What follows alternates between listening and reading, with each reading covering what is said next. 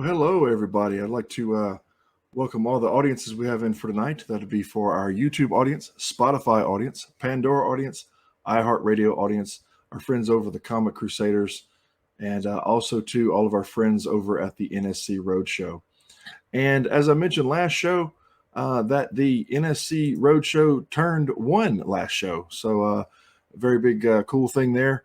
And our latest two podcasts to join are Critical Blast and Geekosity. So I'd like to go ahead and make sure welcome them to the NSC Roadshow. And I'm going to go ahead and go over a few things housekeeping wise tonight. First thing I'm going to start off with is just a couple of previews. I'm going to split the previews in half tonight, and half the previews now and half the previews after the interview. And let me go ahead and get started with the first few real quick. The first one right off the bat is you've got a few hours left. Today's the last day for it, so you don't want to miss out on it for sure. Is Tiki Zombie. And Tiki Zombie, it's its 10-year anniversary. This is book 4. And Tiki Zombie was voted one of the projects we love by Kickstarter. So it's a very, they don't just pass those things out. So it's a very cool book. You want to make sure you want to get over there. Like I said, only hours left, maybe 2 or 3 hours left to the book.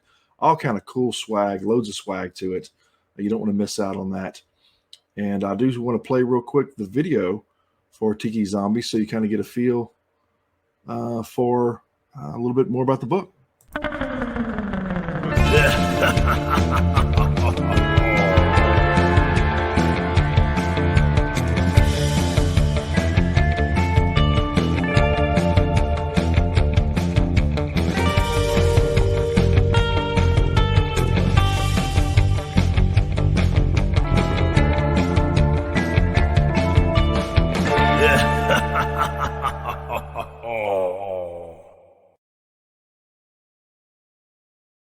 Anniversary, so make sure you get a hold of that.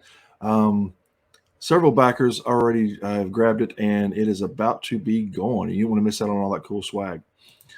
Next up is Spicy Pulp 6, another Justin Gray book there, and that book is just burning up the charts right now, and it's blowing all kind of records out of the water. So you want to make sure you jump over and catch Spicy Pulp 6, and I'll tell you where to find all these here in just 1 second.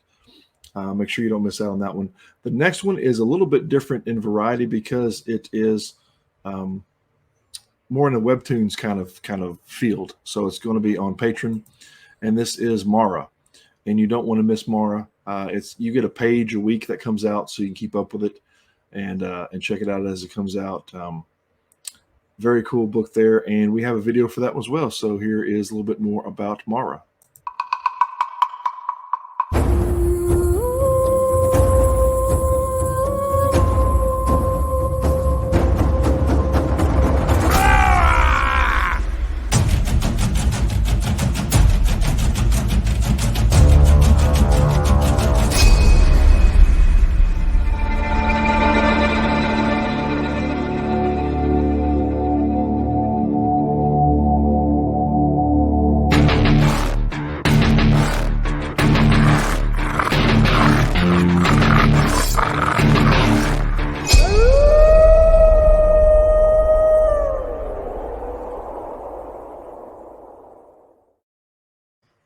Really awesome book there. You can find all these and more if you go over to inked.marketing, swing over to the gallery, click the gallery, and there's a drop down right there when everything pops up, and just do the live now. So again, that's inked.marketing. Swing over, look at the gallery section, click live now, and you can see all those and much, much more. We'll be going through the couple more books in the coming soons right after this.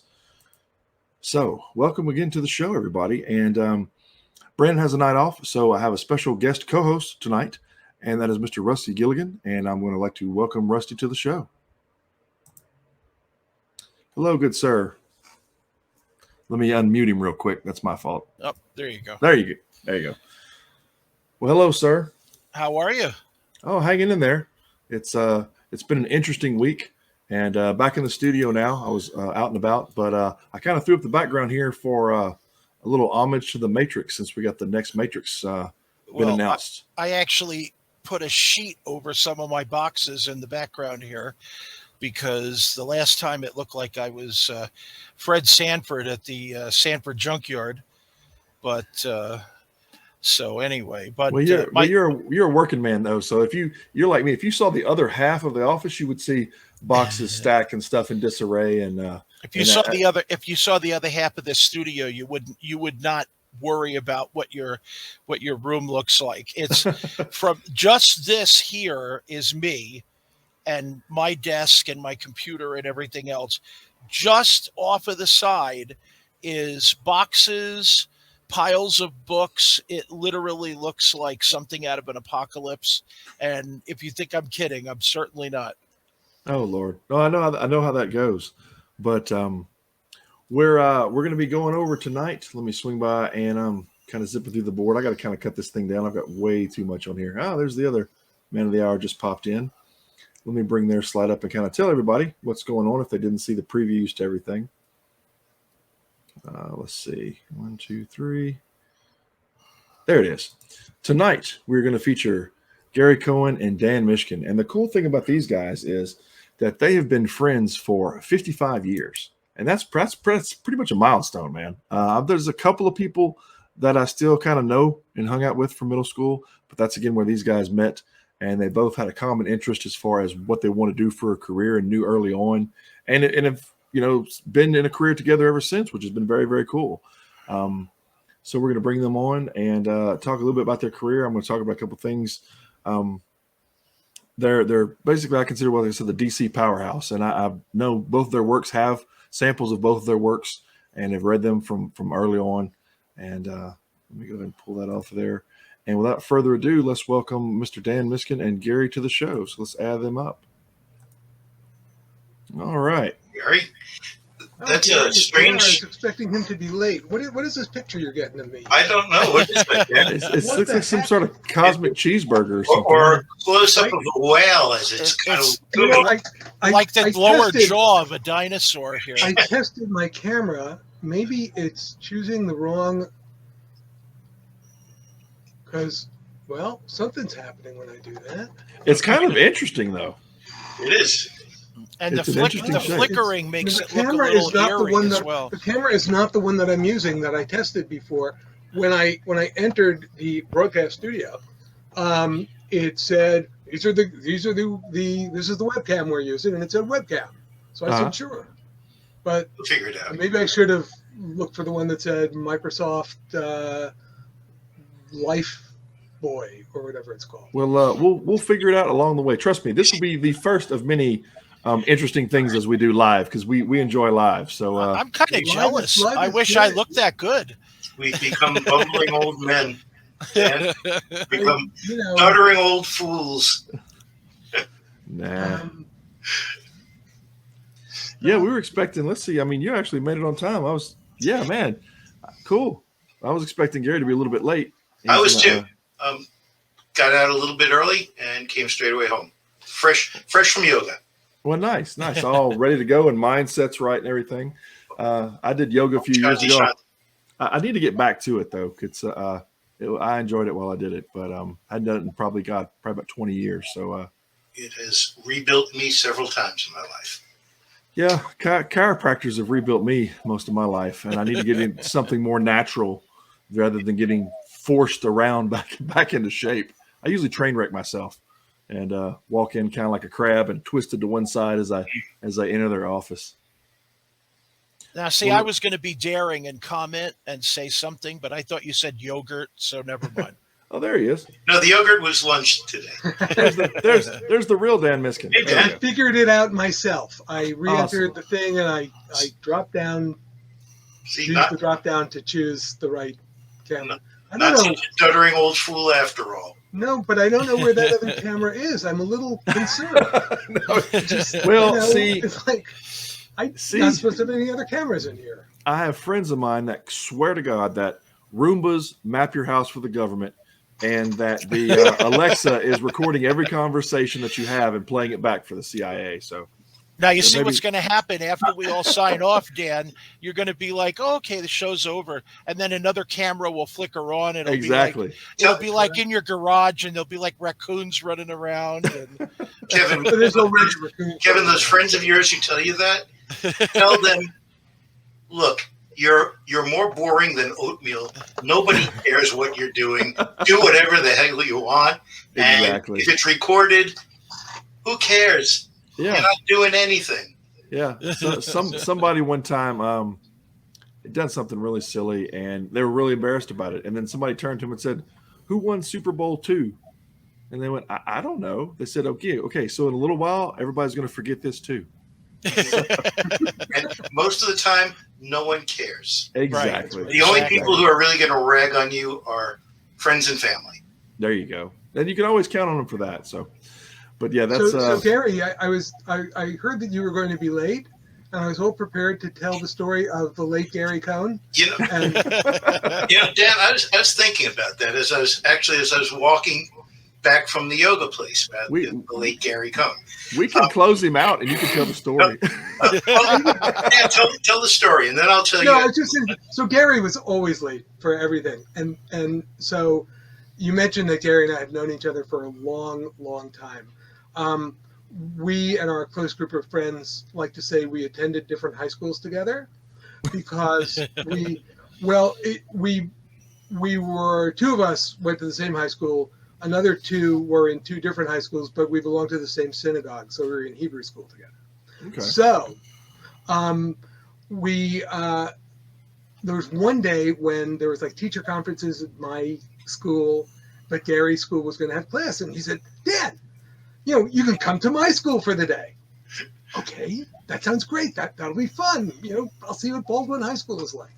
And I get there, and I wait right at the locker that he tells me there's people milling about and, stuff going on. And there's a burst bell rings and people start, going off. And then vinyl bell rings and the place is empty. The hallway is empty and there is no Gary. And the famous closing line from the Thanksgiving episode of WKRP in Cincinnati, as God is my witness, I thought turkeys could fly. My feeling was, as God is my witness, I thought that Gary would at least show up on time for school. But that was not the case. But I did eventually show up, right? I think so. That's the only memory. The time I took Fishman to school with me, by the end of the day, we'd gotten me suspended and him banned from the campus forever. He was actually telling me that story today. He was our friend Fishman, who lived in Valley Stream. I lived in Rockville Center. He lived in Baldwin. That might not mean anything to you, but it will mean something, hopefully, to some of your viewers on the South Shore of Long Island. And Fishman, who's been living in Rhode Island, but his older daughter is about to become a mother for the first time, and so he and his wife have picked up all their stuff. They're on their way driving out to Washington State. So they were here today at my house, which was great. And he told me the whole story of having to evade Mrs. Kloberg or something. Yes, Ethel Kloberg, the dean of students. Oh Lord! It was movie worthy. I figured something out though, Dan. Yeah. That ADD diagnosis that I told you I got about 2 years ago? Yes. It explains so much. I mean, the late Gary Cohen, because something would catch my attention, and I'd glom onto it, and 3 hours later, oh shit, I was supposed to see the guys. There was a friend of mine like that in high school. I was always building muscle cars in school, and for whatever reason, my Trans Am was down for a couple days. And so my dad was bringing me to school, but my dad had to leave a little early because he had to go to work early. And I was picking up a friend of mine. I said, "Look, we got to pick up Joey." He's like, "Okay." He said, "But Joey can't be late." Those famous last words, right? So we pull up to the house, and it's like, early in the morning, still pitch black. Joey's bedroom is the very front bedroom. So there's no Joey standing outside. Dad's like, "Look, I'm fixing to leave him because I got to go to work." And Dad kind of pops the lights for a second, and you see this shadow jump up and do the flight of the bumblebee around his room, and his cigarette is hanging straight down. Perfect, always Joey. Her cigarette's hanging straight down with his backpack, kind of as he staggered to the car. But I have a few friends that were always perpetually late for everything. This has it's great explanatory power about a lot of the past 60 years of my life. And if I had known that, if I had, if there had been such a diagnosis 50 or 60 years ago, Right. things might have played out differently. But 2 years ago, I finally said, I'm still having trouble focusing. Let's go. Let's see what's going on. And I took a whole battery test and got a diagnosis at 67 years old. Well, there you go. At least you know now. But now I understand why it was always the late Gary Cohen. Well, see, that was late. The diagnosis was late. See, it all ties Everything. together in some cosmic. Yeah. Yes, the Illuminati had something to do with it. Yeah. I hope I'm not late for my own funeral. I have an aunt that that would be a neat trick. Wouldn't it? I always said when I pass away, I want somebody to show up dressed in a Grim Reaper costume and say something like in front of everybody, "Oh, I don't think he was supposed to be here. Oh, well," and then walk away. I want 7 different women in black to show up. Oh, all of them stunned to see the other. Yes. Hired actresses, of course. Stunned. Who are you? Who are you? Yeah. Who are you? Who are you? Where did he hide the money? Yeah. Oh, great. In my case, my wife would just laugh and say, "Thank God," and walk away. Well, Gary and I made a pact, I think, many decades ago, that whichever one of us goes first, the other one would dance on his grave. well, there you go. So that's still the plan. If I can still, if we can still walk, put myself erect. You can roll over it a few times. Yeah. I'm telling off myself here as well, but I used to tell my ex-wife all the time when Father's Day, excuse me, sorry about that. We're still kind of off and on fighting smoke up here in Washington. But I used to tell my wife when Father's Day rolled around, I wonder how many Father's Day cards I'm going to get this year. That's a good one. I like that. I think my greatest trick is going to be when I pass away, I'm going to make sure that all of my pockets are lined with flower seeds. I'm going to cause the gardener hell for the next 100 years. There you go.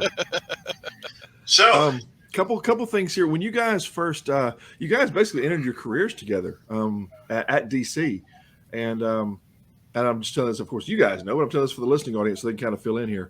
But it seems to be your first works were in February and March of 1980, and the artist that accompanied you with this work was Steve Ditko. So I'm sure that was probably interesting to work with a DC version of Steve. So that was around 1980. Work with is that term's got to be qualified. Qualified. He assisted you in making a book. Did not. No. May I, Dan? Go. Okay.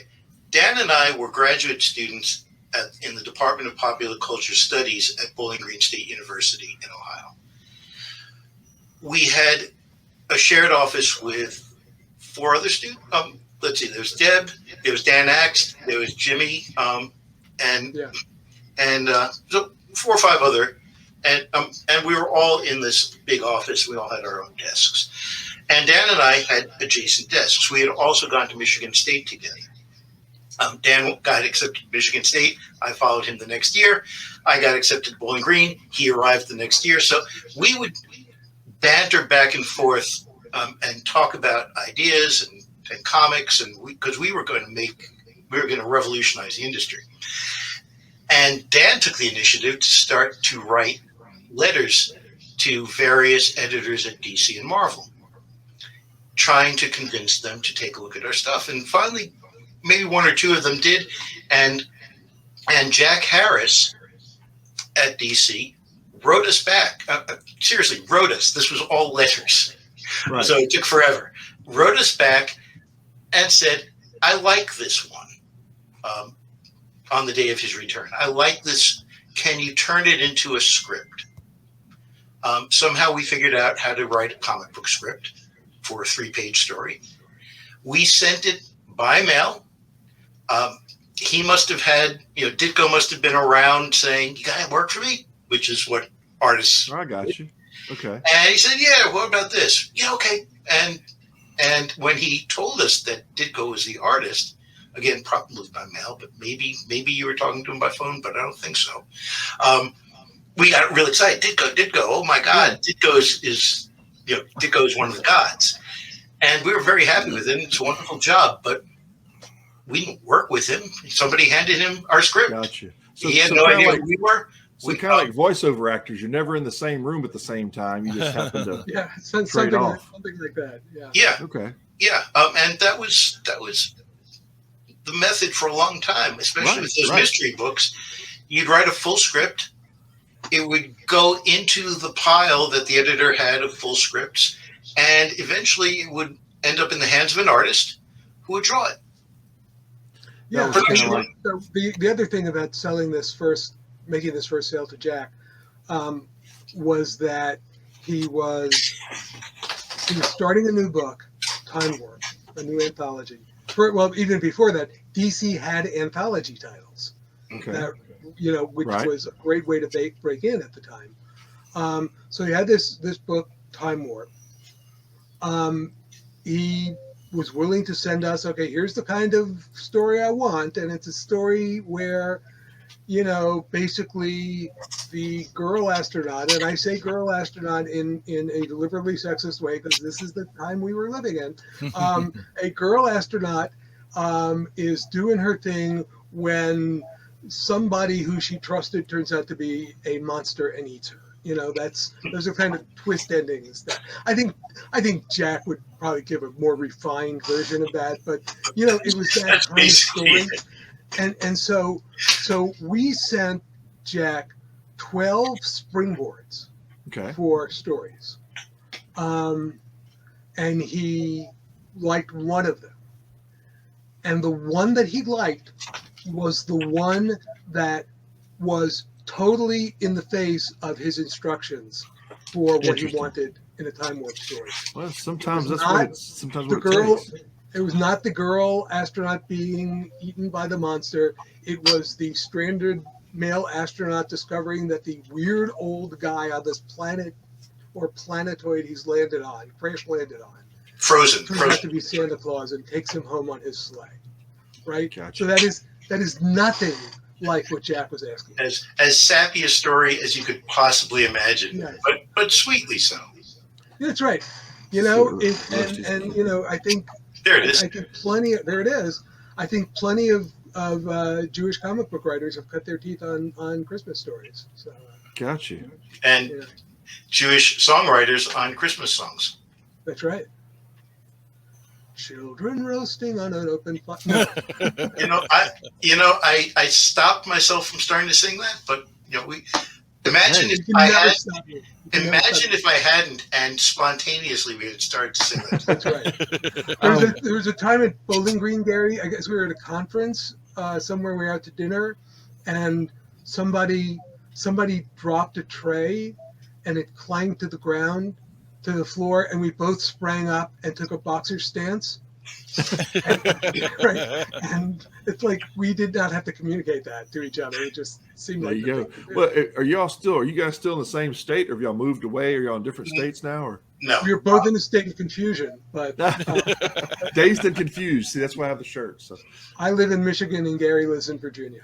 Okay. I was in New York for 35 years.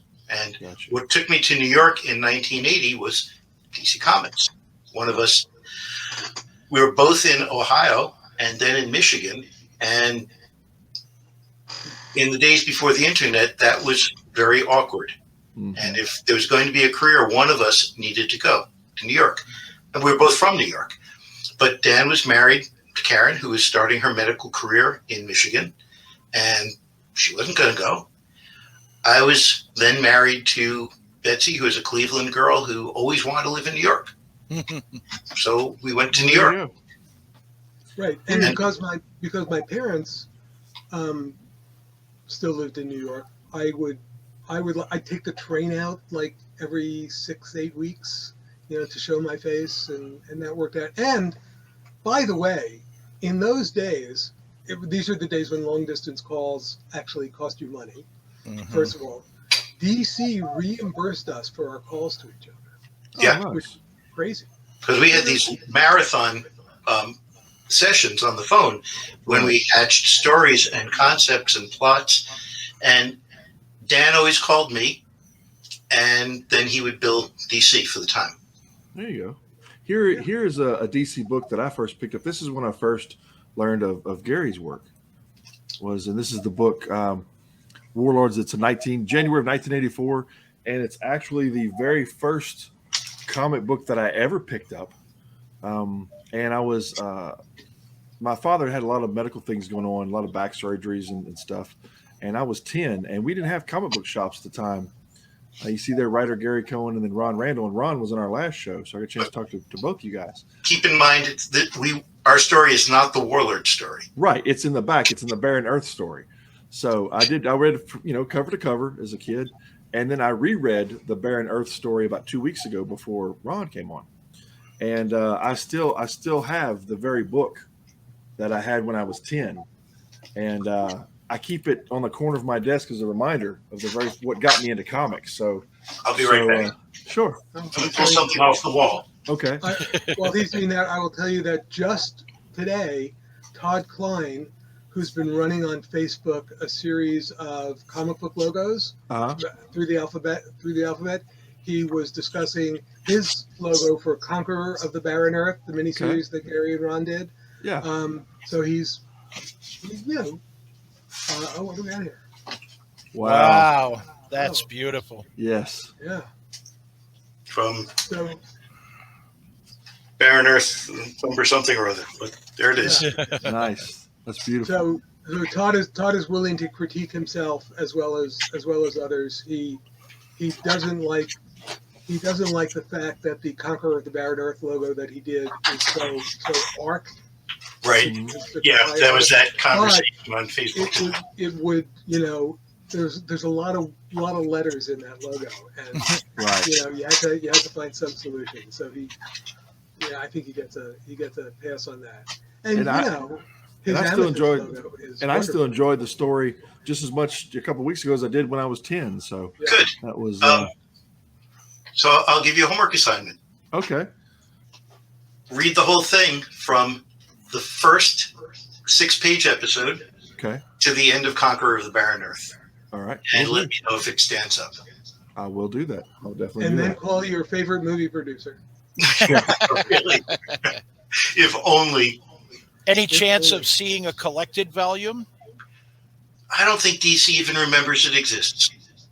You got to keep jabbing them, though. There's no corporate memory there, because the only person I can think of who is still there, and I'm not sure he's still there, from when we were, is Roger Rivera. I knew you were going to say Roger, and he's not there anymore. He's not there anymore. Okay, so who? Yeah. Yeah, I get it. A lot of the companies had a lot of turnover over the years. I don't know if it was we put out a great summer vehicle. Oh, it sucked in the ratings. Oh, everybody's gone. Or the editor or the publisher or whatever, and then all of a sudden the whole department's gone. There's always a lot of turnover. People age out. Yeah. And Rusty himself has been in comics for years, and was on the first stuff and the cruise and stuff when Heavy Metal came out. So he's been in the game a long time as well. Rusty, you're a buddy of Bob Sodaro, right? Yes. Yep, Yeah. known Bob for a long time. And Probably. also someone else I was going to mention to you guys. What was it like working with my friend Paris? I love Paris Cullins. He's such a great guy. Who does not love Paris Cullins? Right. Seriously. Really, he's the most lovable person on the face of the earth. Yeah. He's except for my grandchildren, but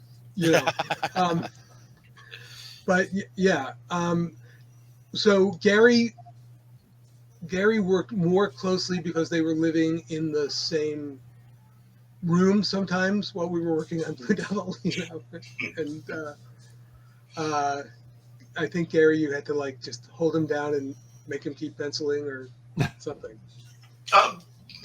Paris and I, there were times when Paris would come and stay in my apartment for 3 or 4 days with me and my wife. Mm-hmm. And he and I, there's a photograph, and I'm trying to figure out if there's a way for me to plug in a photograph here. You can, if you have it on your computer, you can share your screen, and I can pick it up and put it on here. Share my screen. Let me find these two. But Paris and I would Well, keep each other laughing hysterically as we worked on Blue Devil. So let's see. Okay, paired 30 years apart. Okay, so here's this, and here's this. I'm going to do it a very stupid way, Kevin. I'm going to give it to you on Facebook in our little messenger chat. I'm going to give you these two pictures. You can do that. You can just do it there, and then what's going to happen is I'm going to hand it over to Rusty because my keyboard went out on my substation. So, sure, just IM it over to me, and I'll send it over to him. We'll make this happen. So, taken by my wife in 1983 or so is the first one. Taken by my then girlfriend 4 years ago for the second one. You have some tuning in from Australia right there. There you go. Sean Keenan's tuning in. Says, "G'day, mate." He's tuning in from the bottom of the earth. He's tuning in from Australia for us. So, Rusty, do you have that? Do you see it? There's.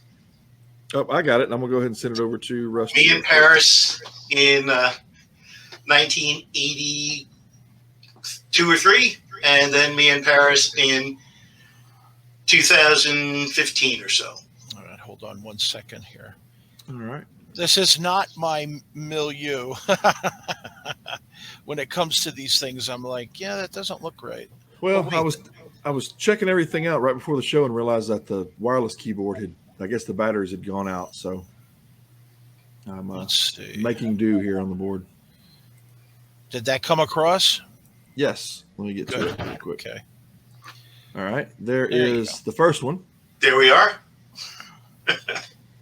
So that's what time you said that? How long ago was that? Probably 1983. 1980. Okay. Probably 1983. Maybe 82. Okay. All right. Let's try this one here. And I'm going to say this one's 2016. Okay, there we are again. I'm sorry. It's my fault here. I'm trying to figure this out. I'm not. There we go. Did that come across? Yeah, that's there. And if you just click on, it didn't both work. of them together. So if you just click the other one, if you just move over, click on the one. Yeah, click on one or the other, and they should. Yeah, I did, and it didn't go across. Did it come across now? There you go. There we go. There you go. There Yep. you are. So there we are. 2 or 3 years ago, maybe 3 or 4 years ago. Pretty cool. It's nice that everybody still keeps up.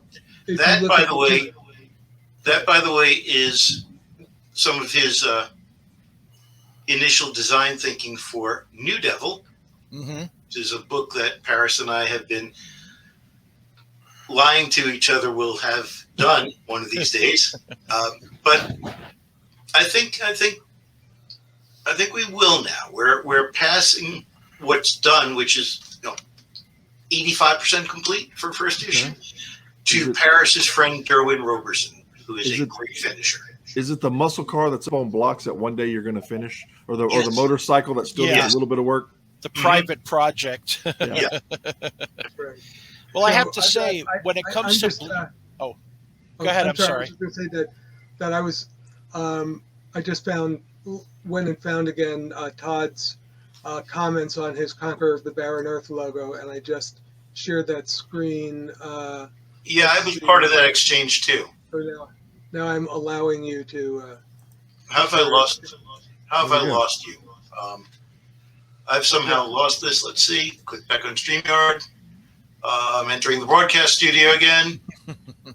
There I am again, entering the studio.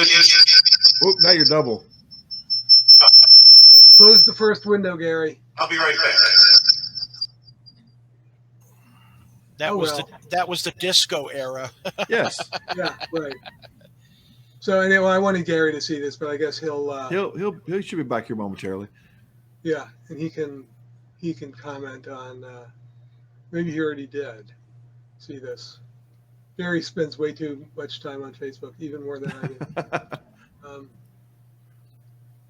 There Eric he is. Larson says. Yeah, Uh, we just an awful lot of letters in it. said everything because I couldn't find that. Yeah, so I have some comments in there. Yeah.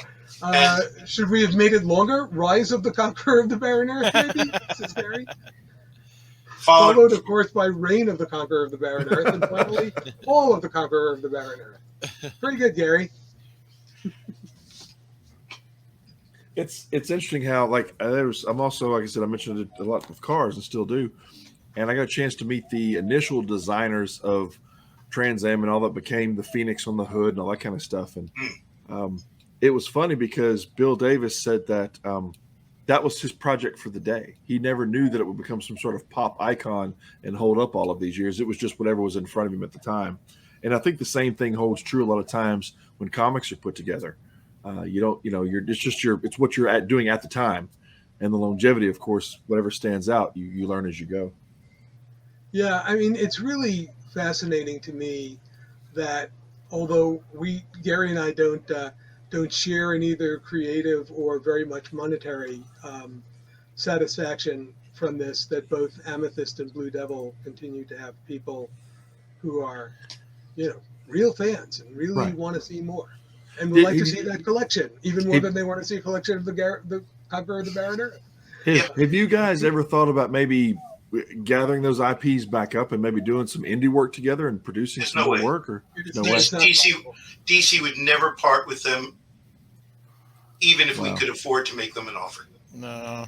Is it kind of like the Indiana Jones scene when the Ark is being pushed to the back of the room and it's amongst millions of boxes? There's your creations are in some file somewhere and will never see the light of day. But they do see the light of day. Rebirth. I mean, I guess. Well, no, they cherry pick. For instance, some semblance of Blue Devil showed up in the Swamp Thing TV show. True. A much more accurate. The Dan Cassidy was much closer to the comic book Dan Cassidy than the Blue Devil was to the comic book Blue Devil, but it was still, somebody sorted through stuff. And in one of the two of the Berlanti shows, I think Green Arrow rather, there were two Easter eggs in different seasons about Blue Devil movies. There was the Blue Devil movie poster, and then there was the Return of Blue Devil movie poster. Now you can mark it down. Barry and Iris were leaving a movie theater that had Blue Devil 2 on the marquee. And then there was the Blue Devil 1 on the bus, on the side of a bus. Yeah. Was that in Flash or Green Arrow? I think it was Flash. I think that was in Green Arrow. Okay. I hear a lot of resurgence talk about Blue Devil, so I'm going to do the old Johnny Carson as Karnak and put the envelope to my head and say I think Blue Devil may make an appearance in a future DC film. So that would be nice. It just seems to be there's just a lot of talk on the in different circles about Blue Devil still. So it's funny because being someone that read and loved the title, I always thought to myself it was very fluid. From issue 1 all the way through to that first series, it felt like it was a movie broken into episodes. It had that serial squadron type fashion to it. So I applaud you guys for doing something like that, especially back then, because that and your Amethyst title was amazing compared to some of the other titles that were around at the time. Not knocking anybody else, but they were very motion picture fluid. We had Blue Devil planned out very, very, at least the first 12 issues before the first one came out. And, of course, we ran into a snag because Paris was finished. I think Ernie did all of issue 6, or did he finish Paris? No, Paris. I mean, Paris at least laid it out. Okay, and Ernie finished issue 6, and then Paris wasn't on the book anymore, and we went through an issue of Gil Kane, which was wonderful, Gil Kane, but it wasn't the same thing. Then 2 issues of Keith Giffen, which were terrific, but it wasn't really Blue Devil as it was supposed to be. Then an issue of Mike Chen, who was did a beautiful job, but kind of felt like he just didn't want to do be under the gun of doing them. He was slated to be the next regular artist, and he just didn't feel like he wanted to be under the gun to turn out a monthly issue. And we ended up with Alan Kupperberg. And Alan had many strengths, but he did not love the property. He was on record as saying he did not love the property. It was just something he picked up because it was a gig. He had particular focuses that were different from what we had planned, and we kind of started to accommodate that rather than the momentum kind of thing. And his action was not what Paris's action was. What made those first 6 issues and the Summer Fun Annual was Paris's dynamic, explosive, constant motion. Right. And his stuff does not sit on the page. His sequential style just stands out. Right. Yeah, So- Paris was a sculptor. That's the way I told him that a couple of times. You're a sculptor, buddy. You're not a penciler anymore. So then we start to try to accommodate Alan's interest in I Love Lucy, and things like that. And so, but bear in mind, we raised I Love Lucy in issue 6. well, okay, So- but it was a But, toss-up. but Alan liked comedy in a way that was different from what Blue Devil really was. Blue Devil had a dynamic. It was a really interesting balance of dynamic action and silliness. Right. And probably when we were doing it with Paris, it was weighted more toward dynamic action. Right. And once we had Alan on it, it went to silliness. Yeah. And then at a certain point when I was not right in the head, I guess, we separated, and I think we made a bad choice because I took Amethyst, Dan took Blue Devil. I kind of think we should have been the other way. But yeah, it's hard to say. In any event, the strengths that we brought as a united, we're pretty different. As a united, two-headed writer, was gone. And I really think that in writing, for the 10 issues I did Amethyst, and then for the next 20 issues that Dan did Blue Devil.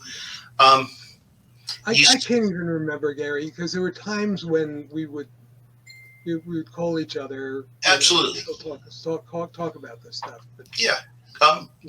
But you can see that we're not firing on all cylinders on both books. Right. Was that kind of was that something of your choosing to be a duality, or was that a DC thing? Because I know I talked to Justin Gray a lot. Justin and Palmiato both did that duality, role a lot in as well. So I didn't know if that was where that came from. They both did Jonah Hex, right?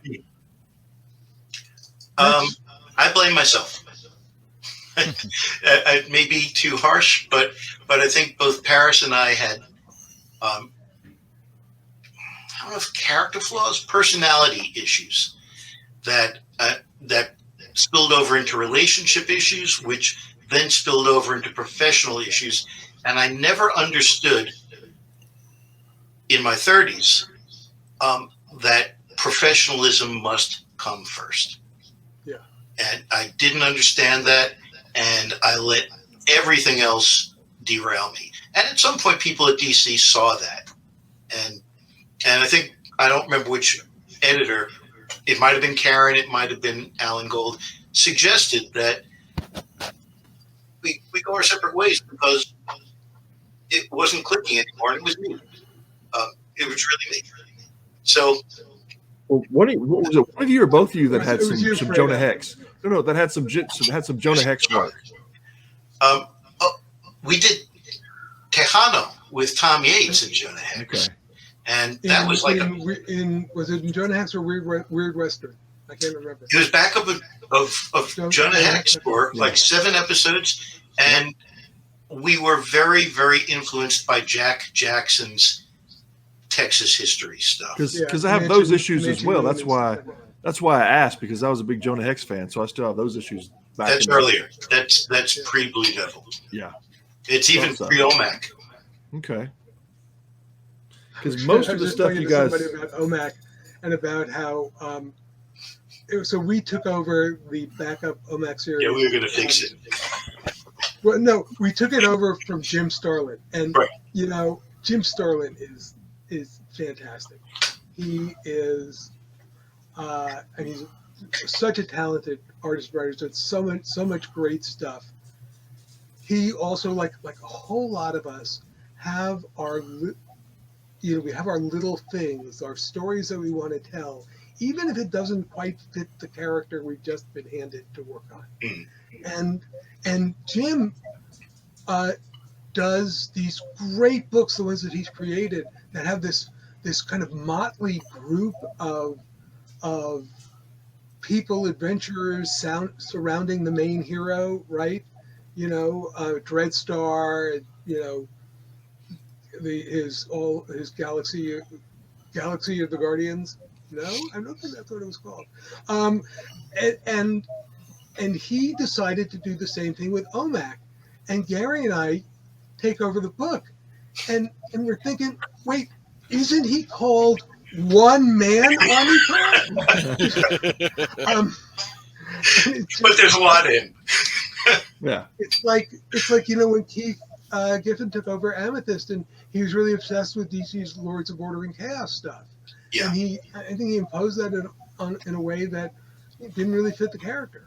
So on the other hand, as Gary was saying, working with Keith on those 2 issues of Blue Devil were great. I mean, Keith called me up and he said, if I can start the fight scene where you want it to start on page 8 and have it end the way you want it to end on page 15, is it okay if I just do it however I want? And my answer was, I probably consulted you, but you know, my answer was sure, you do this stuff, you know. Yeah. And so there was a rubber chicken in there that I don't think either one of us had to put in, but it was great, you know. It was just delightful. Keep, you know, pulling out all the stops kind of stuff. So let me tell you something. Twice at conventions now, this has happened. I'm on the floor and somebody looks at me and they recognize me and they come up to me and I say to them, "Who do you think I am?" Yeah. Oh, they think you're Jim. No, I'm not. Or the second time, now this, we never looked alike. I'm totally different looking people 30 years ago, but now very strong similarity. Are you Chris Claremont? That's right. Yeah. Do you take their book and sign it anyway and hand it to them and say, "Thank you very much"? You know, I remember when Starlin was away from his table, I joked to his people, "How about if I just sit here for a while and sign books?" That's great. I remember, Gary, the first Chicago Con we went to as professionals, and we got the professional badge, you know, and the and you could see that it was a professional badge, but you didn't necessarily see the name. You had to kind of walk up to see who this person was. And Gary and I are standing together, got our professional bandage on. Some teenager guy, you know, comes up. We're professionals. He looks at her names. He goes, there's a friend of mine that owns a comic shop that was telling me a story. He was at either Chicago or the New York one, I don't remember which one, many years ago. And this is back when he had a bad experience with this particular person. I won't name names, but he had a bad experience the year before. And he walks up and he sees this particular individual talking with a friend of his. And as he walks up, the guy says, "Oh, no, thanks. I'm not signing anything right now." He goes, "Oh, no. I'm not here for you. I'm here for him." And he hands the book to the friend of his, and the book they make eye contact, and he signs his book and hands it back to him.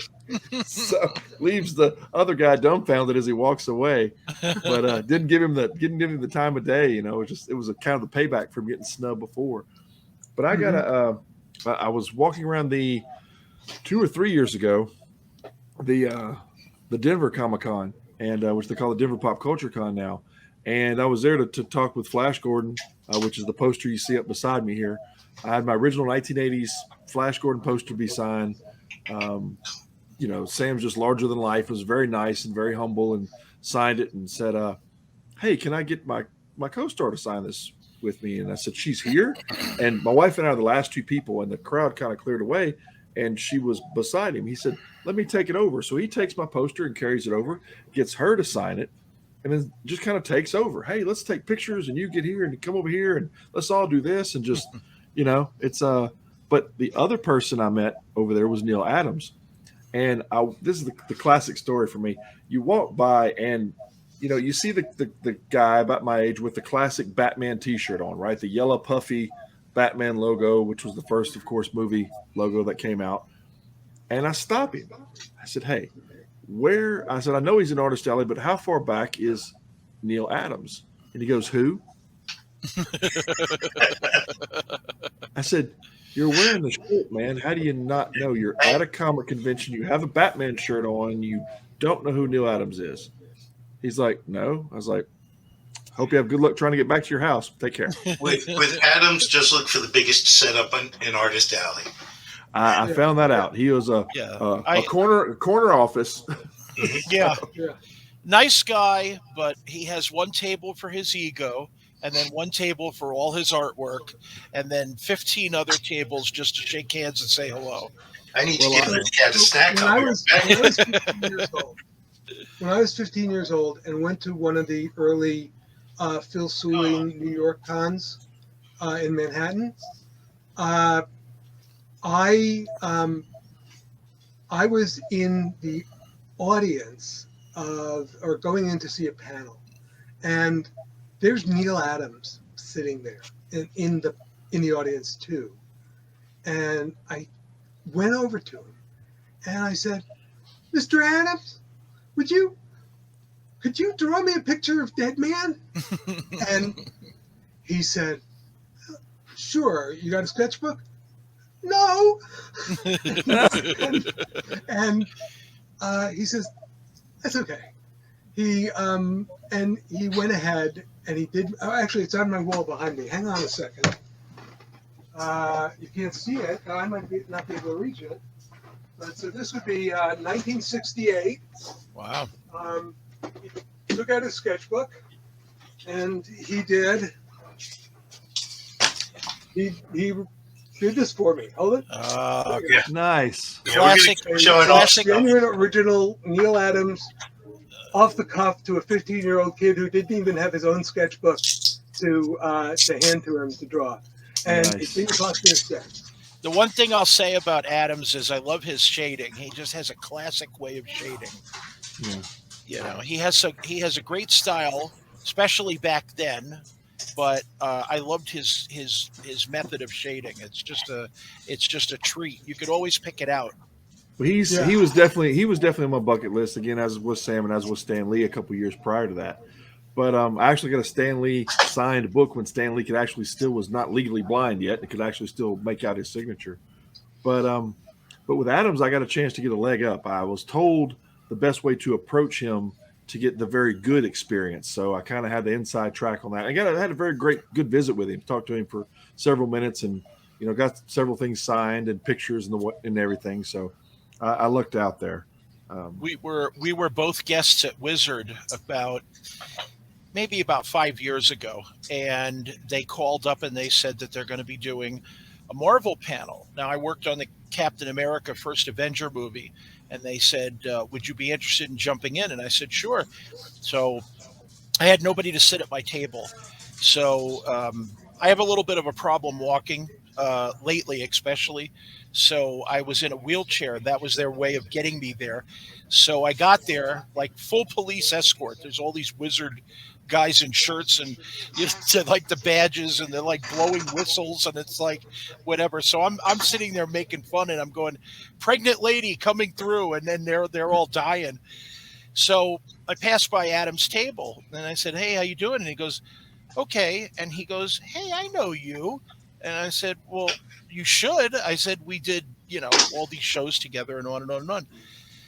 So I get up to the panel room and I'm sitting on the side, and he's actually there as well, sitting like off to the side with guys around him. And he goes, hey, there you are again. And I said, yeah, I couldn't pass up this panel. So they had a couple of the actors on the stage, and they had a couple of the different people from whatever. You know how shows go. They grab everybody around the name. And I said to him, I said, how come you're not up there? And he says, I just want to watch. Oh, okay. So I guess he thought I was an audience member too. And then they go, okay, it's time. You got to come up. And I was like, oh, okay. So I got up and I went back got on the stage. And when I got up there, I said, hey, everybody, wouldn't you like to see Neil Adams on the stage? And he just looked at me like I took the last piece of toilet paper, and he was so mad. They got him up there. I folded. I just let him talk, and I commented on what I did on the film. But they got him up there, and the whole panel turned into, it went from one to the other.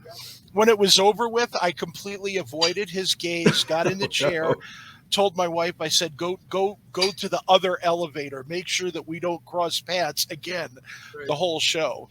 And then like a year later, I saw him at this ice show in Pennsylvania. And he was like, great trick. Don't ever do it again. So this is probably a mean thing to do, because I'm going to tell you about something and not then actually describe it. But Neil told the best story at Dick Giordano's memorial service. Oh, it was, and he told it really well. And if you knew Dick, it was just perfect. And I'm sorry I can't tell. First of all, I couldn't tell it the way Neil told it. It would take too long. But there's, you see people. I mean, Gary and I both were taught by and knew like Harlan Ellison, who would get a bad rap for being, an egotist and a meanie and all of these things. But that's not the whole picture. No. Do you know, Dan? Yes. I read someplace that late in life, Harlan got a diagnosis of being bipolar. Really? Which, that's again, interesting. explains a lot, right? Right. It's I can tell you a Harlan Ellison story, though, if you're interested. Sure. I pitched a story. I think it might have been Flash or Kid Flash or something, a mini series or who the hell knows what. I don't remember anything about So many pitches. Okay? I pitched it to Bob Greenberg at DC. And it's a good thing that I pitched it to somebody at DC because they own the character. But I called Bob. He says, it sounds good, but you should know that Harlan Ellison was talking to one of the editors about a story possibility that has, some similarities to what you're talking about. So I said, that's okay. I'll just get in touch with Harlan, make sure that we know where everything stands. And as Gary was saying before, these are wrote letters. Right. But so I write Harlan a letter, and I swear to God, I sent that letter out from Michigan on a Friday afternoon. And he called me from LA Monday morning LA time. Wow. I don't know what superpower he had over the mails, but there he is. He says, Mishkin, you are a comic book writer. I am but a dilettante in this industry. You are the one who should write a story. If they are going to do a story on this theme, on whatever the hell it was, he says, it should be you. It should not be me. I want you to know that, and that is what I'm going to tell them. Wow. And that was a real, that was a solid, that was a lot of generosity. As it turns out, they did neither story, but Harlan's, generosity of spirit was on full display, and it's what I remember. Well, it's interesting to see a lot of the interactions across, and even across titles that people have, and sharing and doing and growing like that. Do you guys have amongst yourselves? Do you have maybe a favorite story or favorite title that you guys worked on together that really kind of, after all this time, really kind of stands out and it's what you hold near and dear? I do. Okay. Oh yeah, what is it? Blue Devil Summer Fun Annual. Oh yeah, that was really, really good. I have to say, and this is like totally my fault. Okay, I have to say, except for the first 3 pages. The problem with the first 3 pages is that I got it in my head, and our editor agreed that it would be a good idea to write a full script instead of doing it plot style. And Paris drew those pages like a caged animal. He was not going to be bound by Mishkin and Cohen's, Get that whatever. copy out of the way. So it was. So we dropped that right away. So okay, let's turn it into a plot. It was wonderful. It's still a nice sequence with the guy running and Man-Bat pursuing, and it's still But it's got the wild angles that you don't really need. Always start with action. Yes. Right? Start with somebody running from something, and then we'll get to who it is and why it is and all that. But start with the guy running, and Man-Bat after him. Yeah, that was a terrific story. I'm not sure if I can pick out one. I mean both the work on the early Blue Devil and the Summer Fun Annual and the original maxi series of Amethyst were just outstanding. And part of it is, I think, especially with Amethyst, it's not like we weren't fully cooperating on Blue Devil. We were, but as I said, with Gary and Paris, who were in the room a lot, on Amethyst, we were like sharing a brain. And yes, that experience was just phenomenal, and then to have it happen with Ernie. I mean, oh my God, Ernie was phenomenal. Ernie was incomparable. I'm actually just a little bit misty about this. You want to know something? Ernie and I, before his death, were talking about, he was interested in going back to doing more kid-oriented stuff, which is something that I'm really interested in. We were talking about an idea he had, and we couldn't make it click together. Either I was trying to do too much with it, more with it than he really wanted, or not the right direction. It didn't come together, which is fine. These things happen. I, later on, had a vague idea for a graphic novel, which I'm still trying to get the pieces put together. And about 2 months after Ernie died, the main pieces of this story clicked in my head. And the first thing I thought was, oh, I got to call Ernie. Because he was the guy to draw that, and I'm talking to my agent, who of his clients, would be good for this and all of that, but it's hard to get my head outside of the notion that Ernie should be drawing it, because he contributes so much. I mean, in Amethyst, the faces, right? The Dark Opal's clasp that always mirrored Opal's facial expression. Can I step away to pull a couple more things off the wall? Sure. I have by all means, a gallery. And there's I'm going to look for something else that I will try to share with you. Oh no, I shouldn't have done that. Let me try that again. This is live, not television, folks. That's what I tell everybody all the time. It's So let me give this a little preamble. Oh, yeah. Yeah. So let me give this a little preamble. Before we even knew what Amethyst was going to be, we had talked with Ernie about it. We all brainstormed together, and then he gave this to me and Dan. Just his brainstorming about things that might go into Amethyst. Oh, beautiful. wow. Yeah. The little bird generals down in the right. See, they're going good. And the guy on the flying machine, and then the monster grabbing the little girl. And this is Ernie thinking on paper. Wow. Yeah. And then handing it to us and saying, "Can you do anything with any of this stuff?" Can we? Yes. So, Please, thank you.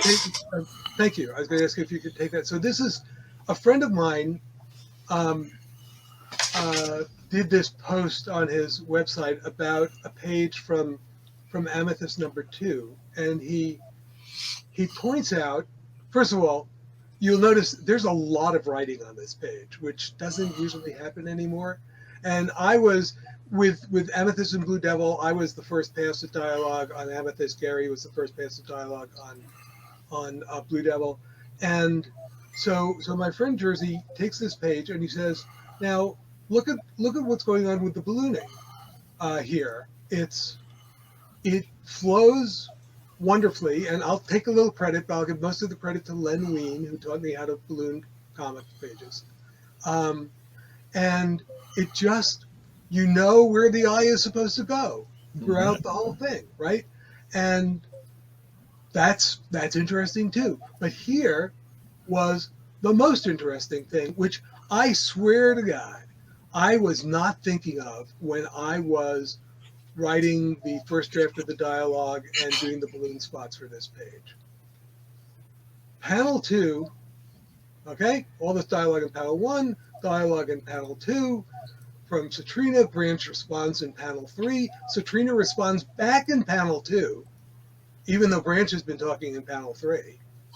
And then we continue to panel 4, and then we've got the dialogue go down to panel 5, which is the same panel that was panel 3.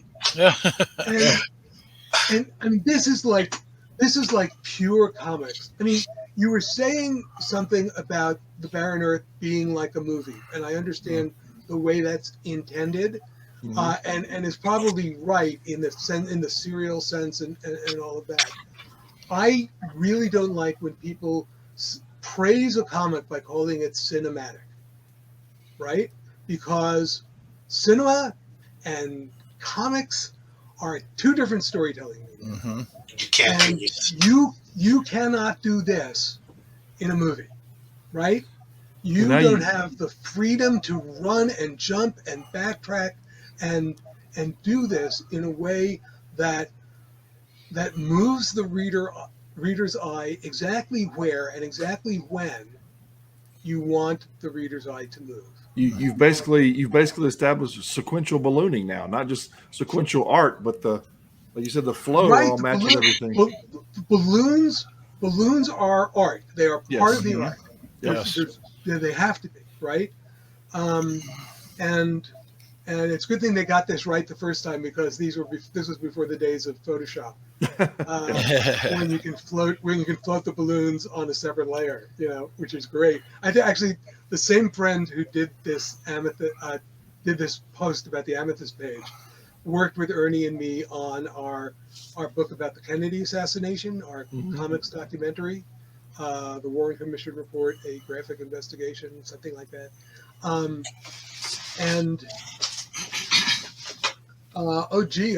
pretty sure I was going to say something in follow up to that, but I'm an old guy now, and I don't always remember where my sentences were going.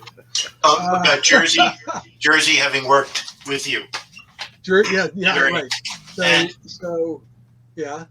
And probably about Jersey kind of really loved Ernie's stuff. Just Yeah. Well, he called working with Ernie a master class. Mhm. But the thing is, when Jersey also did the lettering on the Warren Report book, and I told him at the time, and he also drew some pages that Ernie inked. I told him then, and I repeat this to him sometimes when we're working on stuff. I say, if I tell you to do something in the art that can't be done, that you know can't be done, don't assume that I have some secret knowledge because you loved the work that I did when you were a teenager, right? Don't assume that at all. I am an idiot. I think Photoshop can do everything. I am like the client who says to the real estate company designer to say, can you show me the the the, the house, from the other side? So you mean like flopped? So no, can you show the back of the house? It's like, no, I don't have a picture of the back of the house. That is impossible to do in Photoshop. So I had a real estate lady sell a house one time for me that all she showed was the front door. And I called and complained. I said, it's a 5,000 square foot house. It fills up. You shot the front door. That's what you gave me. Right, that's no good. But so I did have to tell Jersey that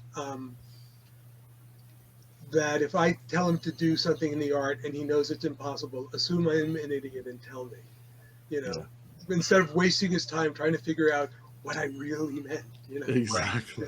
I'm not an artist, and I always want to give the artist the job of doing the art. Yeah. And when I'm working with somebody who's such a good artist, I know that they can visualize things that are so far beyond my conception of it that I just want to kind of give them an idea. Well, yeah. Barry Dutter, and let them go. And I think Barry Dutter said it best one time when he said that he decided to go the way of the writer because he could crank out more work as a writer than the artist could because it took so long to pencil it. Barry Dutter. Barry Dutter worked over at Marvel right before they became cinematic, so to speak, and they almost lost their shirt and split between the comic and the movie industry part. This was right before the first Spider-Man came out and the whole Sony thing. So about that time period, he was working over at Marvel, and he was the half of Marvel that got dismissed when they had to balance the books to get the movie part of it going. So he worked there for a while. Yeah, that's the story he had told was that he decided to go the writing route because of the amount of work and you could work with multiple artists at a time and on multiple IPs, whereas an artist you were hung to one book. I never had to make that decision. Never had the art side of it. I've always really envied. Here's a Cohen maxim: artists can fake writing better than writers can fake art. That's a good one. I like that. that. That's a good one. And there are an awful lot of artists who have faked writing. But every once in a while, you find somebody who really can do both. And they are the whole show. Yeah. And then they can do anything. They can do whatever they want to do, and it's going to be good. And it's going to be theirs. And they don't need my problem with all the many things that I've got sitting as proposals is I need artists.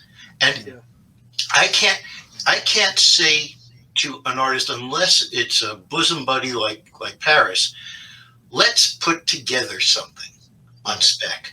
Because my effort to do my contribution to that took 7 hours. And their contribution to that is going to take 7 weeks. Exactly. Exactly. And so I can do that speculative thing, and it's not a whole lot of skin off my ass. Yeah. But an artist is giving up all this paid stuff they could do on speculation. So it's really hard to get artists to do something that's going to be a proposal. It is. Pages of sample art. I learned that early on. I became a professional artist at 16, and learned very early on in the business how that worked, and then went into the ad agency side more than the comic side. And then, of course, then you have to be like you said, the duality. You have to create the ad and come up with the catch lines. So I became more of a catch line, couple of paragraph kind of writer to catch the attention, and that kind of transferred into doing radio commercials. So, the whole, I think you guys are the ones to me that have the gift, because you have the whole ball of wax to write out the entire story. Whereas I'm more of I can do the artwork, but I'm the catchphrase guy. I do the tagline and a little bit to follow after it. I understand that writers are considered primary in comics now. I thought you were going to say that writers are a cowardly and superstitious lot. most definitely. But I don't see it. Yet the idea is great, but at best it's a partnership, and yet the heavy lifting is done by the artist. But as you see with Ernie, and you see with Paris, and you see with Ron Randall, their contribution to the final project is not just, can you draw up my great ideas? Well, I contributed to a rock band these days. The artist is the lead singer, the writer is the lead guitarist, and the inker and the letterer kind of fight for bass guitarist. That's kind of seems to be the arrangement that tends to be out there. Yeah, I wanted to. Oh, here it is. I have another piece of art I'm going to show you. Just talking about somebody who. Well, Dan does that. I'm going to.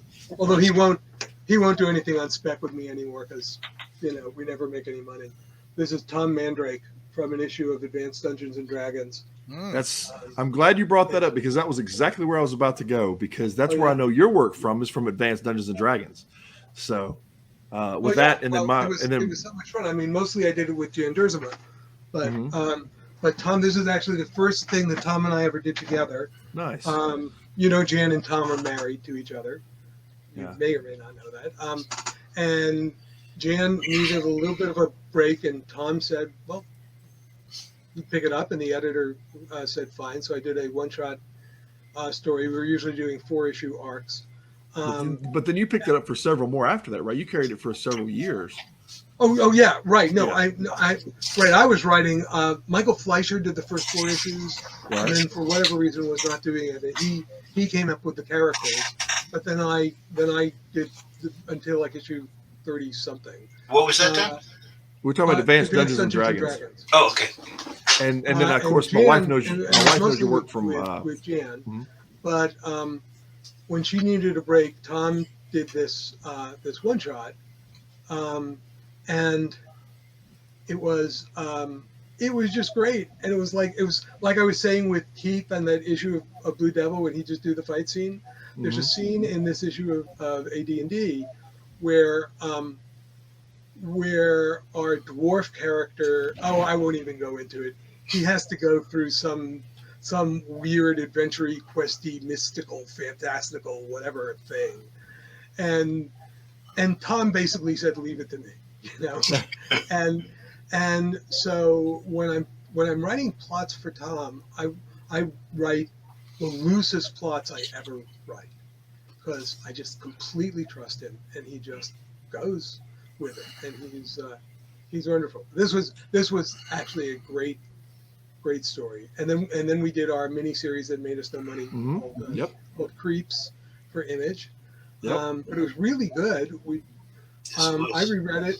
I reread it and I said, I knew that Tom's art was going to hold up, but I think my writing holds up too, Actually, this takes me back to Gary, what you were saying about artists and writers and who can do what, and dope will get you through times of no money better than money will get you through times of no dope. No, sorry, that's the Fabulous Furry Freak Brothers. You were talking about fake art.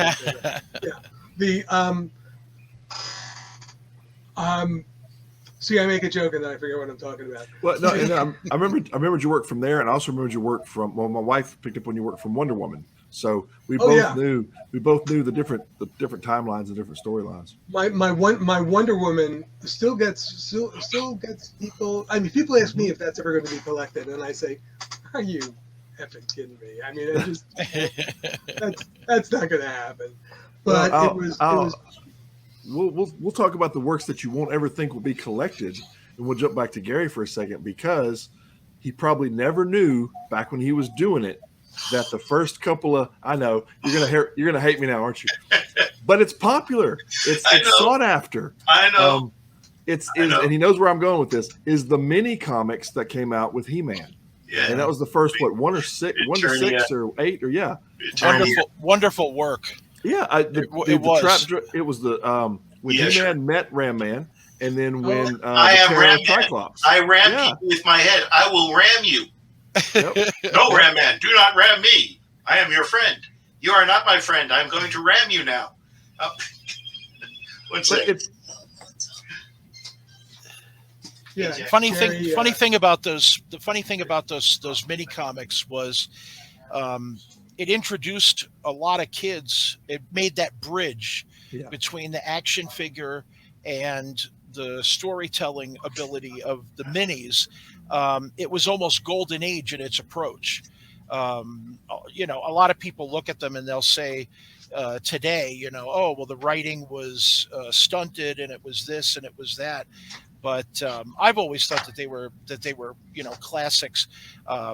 That's a good way to put it, Rusty. It was very golden age in its approach. It was direct, and it actually it gave kids something a little bit extra.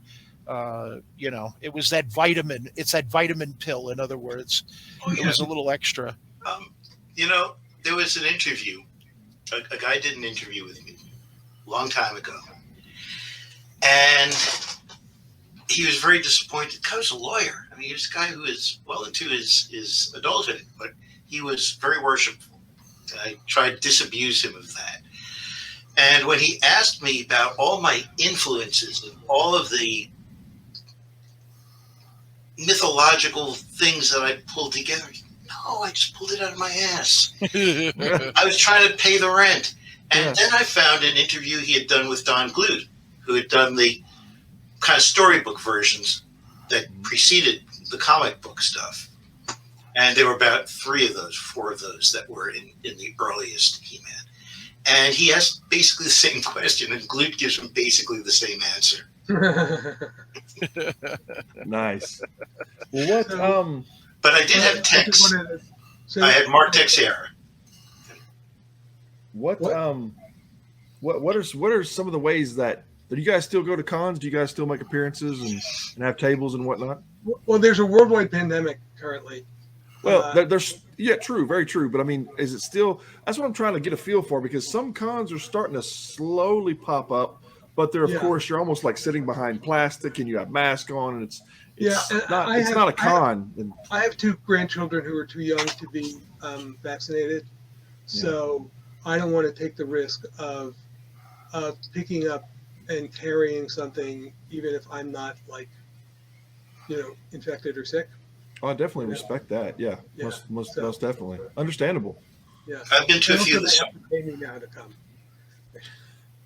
It's I've been to a few. Some were masked, some were not.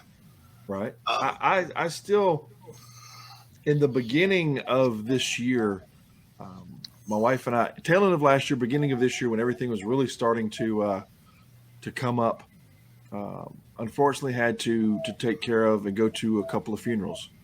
Each of her grandparents within a couple months of each other. And at the time we were in Colorado and just fixing to move to Washington State. Colorado was in complete lockdown at the time. I go over to the East Coast and the jacuzzi's open, the pool's open, the bar's open, nobody's in a mask. And I went, what happened here? Did I time travel on the plane? Because I'm in pre-pandemic mode here, but a few hours ago on the West Coast, I'm in complete lockdown, almost mask in the house kind of thing. It's amazing how the differences from coast to coast were at that time.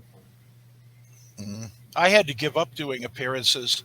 It was just, aside from the fact that it was getting to be too hard, when the shows started coming back, all the promoters were asking me, are you going to wear a mask? Are you going to do this? Are you going to do that? And I usually, I'm very animated when I do shows. So I jump up and I'm throwing things at people and I'm, hugging and, we're throwing cards at people and fooling around and stuff. And I couldn't do any of that at all. So I said, you know what? If I can't be me, I'm just not going to Yeah. go. And I kind of dropped it. See, I had one show come up to me and say, as long as people sign a waiver. And I'm like, yeah, I could just see that now. Yeah. People are going to stand in line to sign a waiver for my dumb ass behind a table. I said, I don't think that's ever going to happen. See, I said, maybe my mom will sign. That's about it. we're about a year and a half into this now, and I haven't been to a con in a year and a half.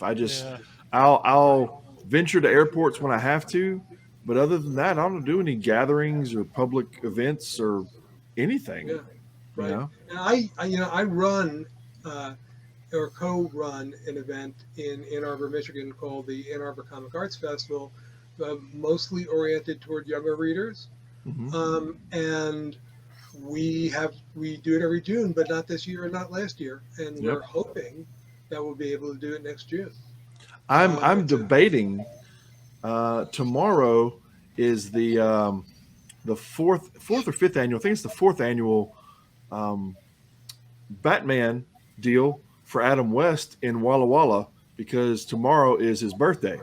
So he was born in Walla Walla, Washington. So they have an event now, and they say it's still on, but I haven't heard much more about it than that. So I'm trying to see if I'm going to venture out for that or not. But that'll be the first comic anything I've done from the last year and a half. Yeah. Hey Gary, what song was I going to sing? June's busting out all over it. No. You have to listen to what Kevin was saying. Oh. No, so you weren't listening. Okay. No, it's not, everything reminds me of a song. So all you have to do is say Walla Walla, Washington, and now Gary knows. The song from Pogo, the Swallow. Swallow, Boston Charlie. Walla Walla, Wash in Kalamazoo. Yeah. Nor is freezing on the trolley. Swallow dollar cauliflower. Pogo is. I mean, do you guys even know Pogo, the comic strip? Oh, of course. Yeah. Okay. All right. Fine. It's because I saw. Okay, I'm not going to name the strip because I don't do bad mouthing. Okay. We don't either. So that's fair enough. So I was kind of. I was introduced to these people who did a podcast on comic strips, and I was listening, and had some interesting things to say, and they were talking about some of their favorite strips, and they talked about a current strip that I read every day. I get my comics online, and it's funny, but it is not what you would call well drawn by any version. Stick figure cinema. Yeah.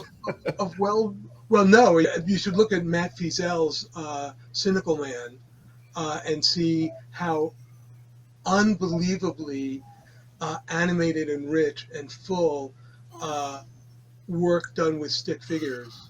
I've heard a little bit about that. Yeah, Matt is tremendous. But I like all sorts of comics drawing, all sorts of cartooning, from from realistic to Bigfoot to whatever to this or that. But this is not even a style, okay? and they were identifying it as one of their favorite comics ever. And I just don't understand sometimes. So when I think of people who are choosing something like that when they have Walt Kelly and they have George Harriman and whoever else to choose from, you take even a middling kind of comic like Oh, there you go. There's Matt's work. You should see some continuity pages if you can, because you'll get more of a sense of what he does. There's another one that's out there that's a riff on comics, and it's Frank Forty. And Frank Forty was the editor of Heavy Metal Magazine for a number of years, and his take is it's a superhero group. I have to think of the name of it in a second, and you can tell which different person he's kind of messing with. But their superpowers are horrible. it's just ragtag bunch of guys and gals that go around, and it's not really even a superpower that they have. It's just I'll have to see if I can dig one up and send it to you guys. You both get a chuckle out of it. Coming up with superpowers is really a lot of fun. I was talking with some people here in town who they actually do they do cosplay for charity. They're wonderful, wonderful people. They go to hospitals, talk with kids, and all of that stuff. And one of the leaders of the group was talking about a comics idea that they would want to create characters to cosplay as, and have a comic and all of that. And they have this basic stuff, and it's like, yeah, there's ideas here, but ideas aren't stories, and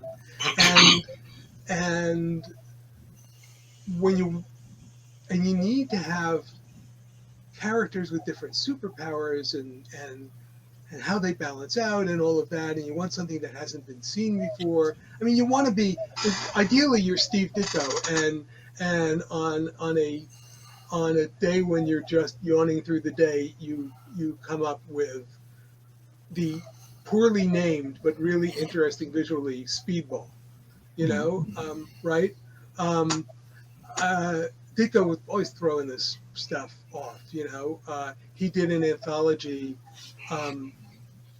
story for DC that was called EM, the Energy Monster, and the Energy Monster took form by if it entered the road, it would then rise up as asphalt, and it was really cool.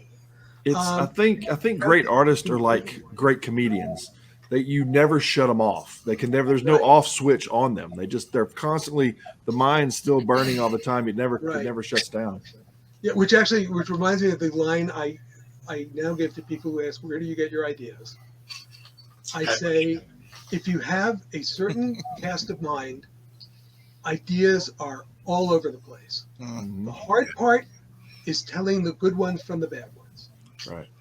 And I used to do that for Gary. I used to tell him which of his ideas were bad ones. What I say is, that's not the question. The question is, how do I shut off the constant explosion of ideas to focus on one long enough to turn it into something that's a finished product rather than just an idea? Because ideas ain't worth shit. Everybody has ideas. People have ideas in the shower all the time. But taking that idea, which is the spark, and it's why I hate when people always come up to me and say, I've got this great idea. Why don't you write it for me? Mark Evanier did this entire column of doing that. So the idea is nothing. The idea is just a seed. Right. And then turning that seed into a great big tree is going to be something that's going to require lots of time and effort, and that's the important part. Yes, I agree, and I wholeheartedly give every credit to the idea side of what Inked became and has become to my wife, because she's the one that came up and said that I should build a better mousetrap, and she's the one that said, well, you have the skill set for it, just go out and do it, and it was that little bit of a push, that little bit of a nudge. Sometimes you can take somebody's good idea, and with a little bit of a push and a nudge to it, it can spark into something. So one of my dear friends was Rich. Go ahead. Sorry, Russ. I'm just going to say one of my dear friends was Rich Buckler. God bless him. And we did a lot of work together, and we did stuff over the years. And he used to say, there's ideas under every rock. Are you strong enough to pick one up? I always thought that was kind of a cool thing. Kind of weird, but kind of cool. He was that kind of a guy. When he made the transition from comics to doing all of those weird underground paintings that were showing all over the world, I was like, I was totally freaked out. I'm like, Rich, this is very ambitious, eyeballs melting and pictures of a girl and it keeps tilting and on and on and on. It's like, yeah, I just had a gallery showing in France and sold one of them for 20,000, and I'm like, Yeah. oh, okay, yeah, that's a good transition then. It is. It's a good follow up career. Yeah. Well, he had a knack for being. This is something that Kevin and I talked about once before. I love it when people say, I'm a comic artist. No, you're an artist that does comic work. Mm-hmm. And then you may get a logo job next. You may get a trading card job next. You're not a comic writer. You're a writer, and you may be getting a different form each time, like a different assignment each time. Rich was one of those guys that was just a utility artist. He could work on a label for a food company one day and work on something adult the next, and then draw a baseball card for Tops, and then comics. And for him, it was just wake up in the morning, look at his schedule, pencil to paper, go to bed, wake up the next day, rinse and repeat for months. And it meant nothing to him. Like it was, it's just art, in other words. When I took a break from it for several years. And when I did, that's when I had my kids, and Dad was always the human Xerox. I can't tell you how many different things I've ripped off in my life that I've drawn for them. Can you draw a Teenage Mutant Ninja Turtle in a Stormtrooper outfit, fighting Godzilla, on the planet, whatever. It was just all these different things they would just mash together and expect, it to come out just exactly as they had it in their head. They want to see it on paper. Oh, we do that at our show in Ann Arbor. We have a lot of workshops and events and things like that. And we have like 2 artists at pads, on easels, and the kids will shout out something like you just described. Mm-hmm. Mutant Ninja Turtles in Stormtrooper outfits doing a lot on the moon with blah blah blah. Oh, and then the 2 artists have 3 minutes to draw that. Oh, there you go. It's always fun. We vote by applause who did the best job. We did that at the Vermont Comic Con, and somebody yelled out something like, the alien on a beach sipping like a drink from a coconut. And I looked at the page in front of me and I was like, okay, no, I'm sorry. The other person won. I'm out of here. That's a great image. It was very funny, but I couldn't imagine doing it in 3 minutes in front of like 50 people, like shouting. And I'm like, here I am. I'm drawing the coconut, and I'm putting too much detail into the hair, quote unquote, on the coconut, and then the straw. And the other guy's got this giant thing all put together that looked like it could have been the cover of like Mad Magazine. And I'm like, okay, I'm done. If it takes me 5 minutes to draw a coconut with a straw, something's wrong with me. Yeah. Right. So listen, I got something that I want to ask you guys. I started, when I first started out, I started in the 70s, and through people like Rich and Stan, I had gotten my first jobs, and I felt like there was more of a brotherhood, or there was more of a friendship with art, with the creators back then. How do you feel about the way the relationships were back then? Because you two have a strong relationship, both work and friends, compared to what you see today in the industry. I don't see anything in the industry. I don't know anything about the industry today. I don't read comics. I don't. What I know about the industry is what I read on Facebook. Yeah. And I don't read a lot of it. So to me, it's like people asking me, and it happens, how do you get into comics? I said, I don't know. I can tell you how you did it in 1980. Right, but that's not going to do you any good at all. Right. So I don't know the industry today at all. Well, the answer, Gary, is tell them to do a webcomic and hope people look at it. That's funny that you say that, because I haven't read a comic from either of the big guys like Marvel, DC, Image since about 2000. The only comics I really buy, if I don't buy older ones, I buy blanks, blank covers. And I'll donate them after I get done. And that's about it. I personally feel like they went from pinup covers to like junky insides. I don't see anything moving. Everything's stagnant and going backwards. That's why they keep copying the old storylines. I'll read if somebody's work I like, and maybe even somebody I'm personally friends with does something interesting, then I'll do it. For instance, Steve Harris worked on a series at DC called Michael Cray. Mm-hmm. It was 6 issues of an alternative universe where the DC heroes were monsters. Aquaman is a villainous monster, and this guy's job is to hunt them down and kill them. Okay. And it was terrific. But I wouldn't have looked at it if it wasn't that it was Steve Harris. Right.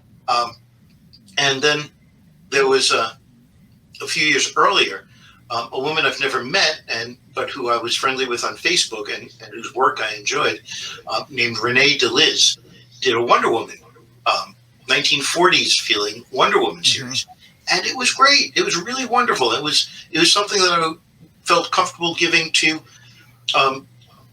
middle schoolers. Mm-hmm. So I read that. So to say I don't read comics is not quite accurate, but it's very, very targeted, and it's based on something comes to my attention by somebody I like, and maybe it's from DC, maybe it's from Marvel, but I'll take a look. But in general, it's not 9 years old with my stack of comics. Yeah. It was or kind later of on my stack of comics that later on it was Dan's stack of comics. It was similar to similar to the same answer that Eastman gave a few episodes ago, was that he has a pool stack. Well, you had him on before us? You're all on the same list. I just happened to catch him before it now. He had we had him scheduled for a year ago, and then his schedule got scrubbed. And then out of the blue, his person contacted us and said, "Hey, his schedule's back on again. If you'd like to, if you'd still like to have him on." So yeah, it took about a year in rotation because he scrubbed everything. For me, my person will get in touch. That's never happened. My people I've never had that person. For me, I find that I don't really care for the maturity that they brought to comics. It's like overly mature, overly political. I'm not gonna answer that. I that's what turned me off. I'm sorry. If it's good, it's good. And I'm not gonna bitch and whine about it being some kind of comic that I don't approve of. If it's good, it's good. And if it's well done, it's well done. And if comics want to address serious issues, they've always done that. So Stan used to do that, and he'd get the label pulled off. I'm not just talking about I'm just talking about anybody, right? The medium grows out of political cartoons. Comes out of Thomas Nast. This is a critical medium as much as it's anything else. It's many other things, but it's that too. Well, but one of the things you said, Rusty, that I think that you were getting at. I hear people talk about superheroes for adults, and I say, "Oh, come on, you're kidding me."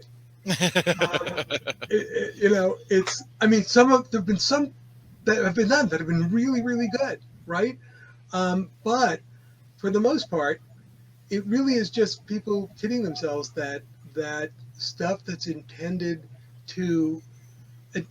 for people under the age of 12 to 14 to help them get a sense of a sort of in a heightened alternate reality, see what it's like to be an adult. Well, one of the things to do with it. Well, the other thing too, to me, is the fact that there's different strokes for different folks. There's a whole different gambit of audiences out there, and a particular book may not be pleasing to all of them. Yes, it will have its select following, and that's just take it or leave it kind of thing. It's an art medium, and when I say art, I mean writing and visual. And it is a medium. It can address anything. It's a technique, and as you say, a medium, and If you can do X, Y, and Z well, there it is. It's magic. Doesn't matter what. If I don't like X, Y, and Z, there's a good likelihood I won't look at it. But there's also a possibility if you did it really well and I catch a glimpse of it, that even though it's not my thing, I see it and I go, whoa, okay, this is good. I like this. This is good. It's not my thing. It's not even my position, or it's not my beliefs. It's not anything.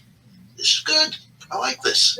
Yeah, no, I've had that experience a lot where I say, oh, this is really good and well done, but I absolutely am not interested in seeing any more of it. I like this, but I've seen enough. An issue of Cerebus. Yeah, there's everybody said how good it was, and I would like to get your feel on some. I'm sorry, I didn't mean to interrupt. I do want to get your feel on some stuff. Kind of hang around and watch because I split the previews in half. I had the first 3 previews, and then we'll have the last 3 previews after the interview. Just kind of hang out in the green room and see what you think about these 3 indie books that I'm fixing to show you. They're all very unique in their styles, and just hit me up later with an IM or something and say, hey, yeah, this looks good. Can I just say just one quick thing about my comic book reading these days? It is primarily books published by trade book publishers in original book format, serial comics, monthly comics, any of that stuff. I hardly ever read them except when I hear something good and they're collected, like Saga, for instance, or the Matt Fraction and Steve Lieber Jimmy Olsen miniseries, which was I heard about that one. From the library, I'm there. But largely, it's both adult and young readers stuff that are published by the comics divisions of Macmillan and Random House and one of them is very similar to that. It's a hardbound edition, volume 2, of a book that's more of a children's story than anything else. So cool. Yeah, we have a whole gamut of things. You want us to look at these after the show, right? And just get in touch with you sometime. We want us time. to sit here and watch your comic book stuff. We'll have. For a moment, I thought that you wanted me to look at these 3 things. While we're doing this. Well, what's going to happen? Instant feedback, and we do a previews of all. Let me back up a step. The other part of the business, this show is kind of a byproduct of being around and in the industry, because we kind of got talked into doing this. Myself and Brandon, the regular co-host that comes in, and Rusty's a good friend of mine. He jumped in here to help out as a co-host for this episode. Rusty and I have gotten to know each other really well and really ping off each other really well. And this show is a byproduct of the business, and the business is Inked Marketing. And we go out and we help creators get their books published through crowdfunding mediums. And we've done 10 new creators, green as grass, all over the world.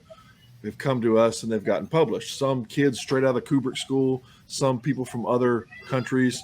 They go through and we help them get funded.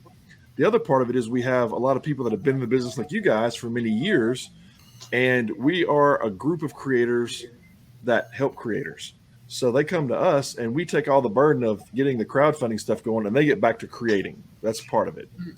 Well, so this is a mix. We have in this set coming out, we do about 6 to 8 books or 6 to 8 projects a month, and we show them in previews on this podcast. So you guys are part of what we call the Titans of Industry series. And this is the people that have, that's what we say. You guys have been there, done that. Exactly. And that's what we do. We talk to the guys that and this will hopefully inspire the people that are new and coming up in the industry. And here's kind of the quick little picture of it. But this is what it is. It's the Titans of Industry series. And that helps kind of get them engaged. And then we have people that their books go from an indie crowdfunding thing that just gets delivered out there to, like, I'll show you this one real quick. This is Justin Gray's book, and Justin was in the business, like I told you, with Jonah Hex. Him and his crowdfunding book got picked up by Blue Juice, the publisher, and now it's going to be available in comic stores. So that can happen as well. So in this show, at the beginning and sometimes the end, we just do some previews to show people books that are out there that creators are doing right now. That's what I was going to say. I kind of split the previews this time because I knew you were running a little bit late, so I put part of the previews up front and the rest of the previews are in the back. So that's what I was saying. Just kind of stick around the green room in the background when I kick off in a minute, and just watch the previews, because they're in animation form. We actually take the 2D comic and turn it into a 15 or 30-second promo video. An animation. Asking me to read 3 or 4 comics. Oh no! in the next 15 minutes. No. It's just to kind of get a general feel. Yeah. Of inspiring creators and readers. I just noticed over my head, in back of my head actually, the collected edition of Superman for All Seasons by Jeff Loeb and Tim Sale, and that's a really inspirational. Okay. Great plot to that one. Yeah, that's very great. Yeah. Well, thank you guys so much for coming on and sharing a little bit about your careers and about pinging off of each other over the years. And it's just a delight for us to see you guys still in contact with each other and still, after all this time. Well, after tonight, I'm not so sure. You ruined everything, Mishkin. That was it. Yeah, I'm over and done with. Well, thank you guys again. Come on anytime. Yeah, thanks a lot for having us on. Yeah, thank you. This was fun. Pleasure meeting both of you, by the way. Yes. Thank you very much for your time. Likewise. And Rusty, I'm sure we've been in the same room, in the same con any number of times. But I've started doing appearances like in late 70s, and I just like a couple of years would go by, I would do nothing. And then all of a sudden somebody would contact me and they'd be like, "You want to do something?" They'd be like, "Oh, damn it. All right, I'll start." And then it would never stop. And then it would be like, "Oh, it's off again." And I'd be like, to my wife, I'd be like, "Oh my God, thank you. I'm done. I can relax. I got my feet up." And then like 6 months later, "Hey, you want to come up to Plattsburgh, New York? You want to come out to Detroit? You want to go to California?" "Oh, damn it. All right." And then it would be more time. So this is my swan song. I had to stop. The virus came along just at the time when I said I can't do it anymore. We were both scheduled for one that was about to happen right about now in Great Lakes, in Finger Lakes. You and I were both scheduled for the Finger Lakes con. I did that one for a couple of years. Yeah. Joey Gates, right? Right. And I think you were scheduled for the one that just got canceled. Yeah. And so is I. It's a shame, too, because he has a great show, but it had a little bit of a hard following where he was the first time. They did it at a mall, and the mall kind of messed around with him. There are some promoters that are just fantastic. They bend over backwards to give the fans a beautiful experience. And then there are others that are just commercial to the core. You guys know what I'm talking about. Yeah, sure. He's a nice kid. He really is, and I really enjoy it. I would have done his show even if I had my arm hanging by a vein. I would have showed up. But anyway, maybe sometime in the future. Maybe it'll happen again. I'll get the call and I'll be like, "Damn it." That'll be the end of that. But thank you guys for coming on. I super appreciated it. Yeah, thanks a lot. It was really great nice meeting both of you. I followed your work and loved every bit of it. So good. Okay. Thanks. Now let's watch the previews. Yes. Let's move right along. Good night. Good night. Take it easy. All right. I'm going to kind of run through the last bit of these previews real quick, and then we'll be off. And again, as I say, this is part of we're going to cover the last bit, the last 3 works that we have up in preview mode. And let's go off to the first one. Is going to be the one I was kind of telling Dan about, which is Fox and Willow.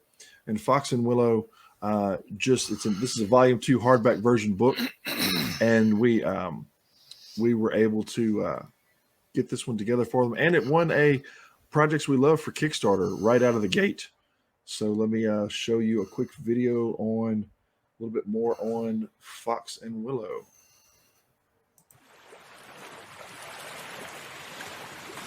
Sometimes a silent song is the most poignant. Continuing their journey to lift Gideon's curse, Willow and her fox companion have been tasked with escorting Princess Nuala to be wed to a prince from another kingdom. But despite Nuala's hopes of making a joyful union, not all is what it seems between the prince and his betrothed. When his mistress, a barefoot woman without a tongue, appears, a bond of friendship grows between the two ladies, even as a storm brews on the horizon. Written by Alison Pang and illustrated by Irma Amo Ahmed, Fox and Willow debuted in April 2012 and has maintained a strong fan base ever since, following the runaway princess Willow and her mischievous fox spirit companion, Gideon.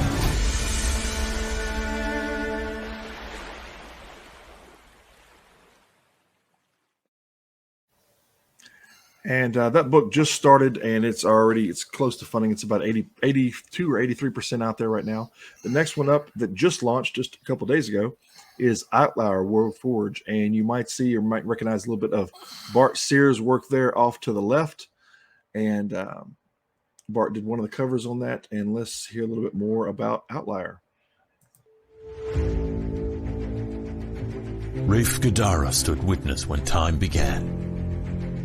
As the Concordance, he bore record when the framework of our physical world was designed and set in motion.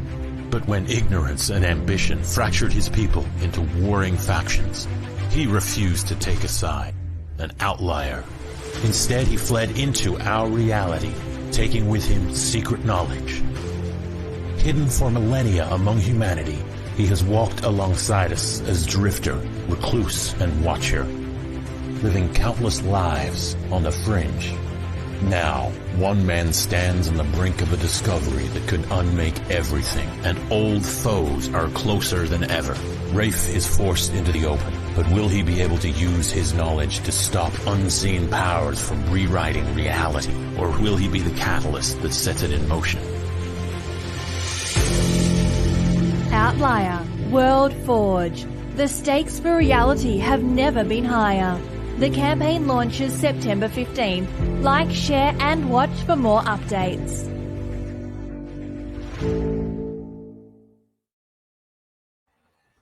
Next one up is Shadow's Daughter, and Shadow's Daughter is coming soon. It will be here at the end of this month, and we're really looking forward to this one. This is a book that's put together in Australia, but will also be available because there's U.S. printers that will be printing this book, so you don't have to pay the arm and a leg to try to get it shipped over here. So that one we're really excited about. And here is a little bit more on Shadow's Daughter.